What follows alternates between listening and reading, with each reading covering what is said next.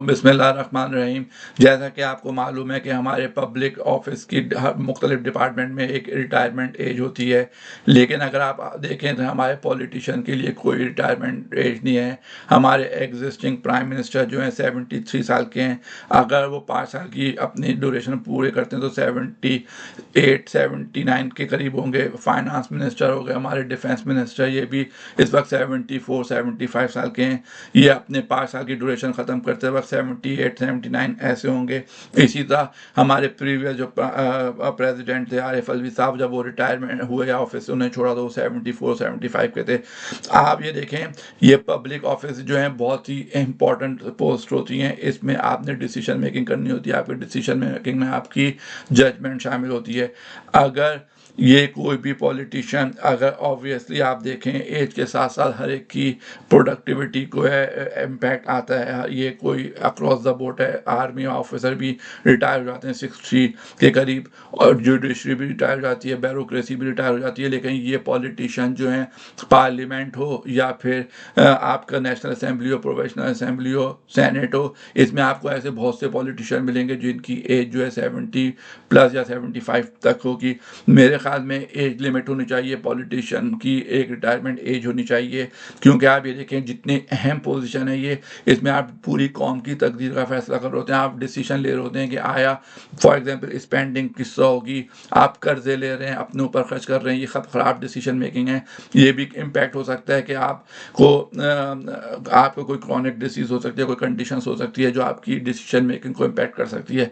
लिहाजा across the board अगर 65 या जो भी लिमिट है पाकिस्तान में रिटायरमेंट एज की, पॉलिटिशियन की भी वही रिटायरमेंट एज होनी चाहिए। किसी भी पॉलिटिशियन को बियॉन्ड 70 सर्व करने की इजाज़त नहीं होनी चाहिए। नए बुलेट को आना चाहिए, नए लोगों को आना चाहिए। लेकिन हम ये देखते हैं कि हमारे मुल्क में आपको पार्लियामेंट हर जगह आपको ऐसे लोग मिलेंगे जो 75 प्लस भी होंगे, 70 प्लस होंगे, और वो लॉ भी बना रहे होते हैं। जहां आप कहेंगे लॉ ऐसा होता है, आप इस लोगों को कितना टैक्स लेना है, क्या आपको किस तरह स्पेंडिंग करनी है, क्या करना है, इन सब चीज़ों का डिसीजन लिए जाते हैं। और इस डिसीजन मेकिंग में आपके जजमेंट इंतहाई अहम किरदार अदा करते हैं। आपको सिचुएशन को सही परखना होता है। इस परखने के लिए, हर चीज़ को सही डिसीजन लेने के लिए आपको डिफरेंट फैक्टर को आपको इनकॉर्पोरेट करना पड़ता है डिसीजन में। लेकिन अगर फॉर एग्जांपल आप 70 प्लस हैं, कोई भी 70 प्लस है, 75 है, इवन 80, फॉर एग्जांपल एज्यूम करें अगर इमरान खान को इस वक्त दोबारा से किसी समहाउ प्राइम मिनिस्टरशिप मिल जाती है, तो इमरान खान इस वक्त 73 के करीब हैं। अगर इमरान खान को 5 साल का ड्यूरेशन मिलता है फॉर एग्जांपल, तो इमरान खान 78 तक के होंगे।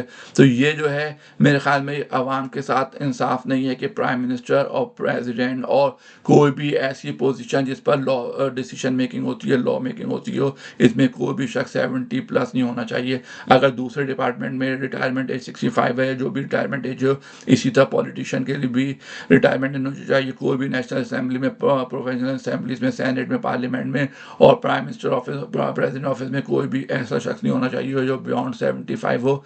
या आपको मैक्सिमम जो आप जो इलेक्शन में खड़े हो सकते हो, उस वक्त अगर आप फॉर एग्जाम्पल 5 ईयर्स के इलेक्शन के लिए जा रहे हैं, अगर आपकी एज इस वक्त 67 है, तो आपको अलाउ नहीं होना चाहिए कि आप पब्लिक ऑफिस के लिए इलेक्शन में खड़े हो सकें। क्योंकि अगर आप 67 में 5 साल के टर्म के लिए खड़े हो रहे हैं, तो इट्स मीन कि आप जो हैं 72 होंगे। और ये जो है एज जो है, आई थिंक अगर ये डिस्क्रिमिनेशन नहीं है तो क्या है कि दूसरे डिपार्टमेंट तो जल्दी रिटायर हो जाए, लेकिन पॉलिटिशियन जो हैं आप 80 तक सर्व कर सकें। ये हम आवाम के हक में बेहतर है कि इस पॉलिटिशियन के लिए भी एज लिमिट होनी चाहिए। वस्सलाम।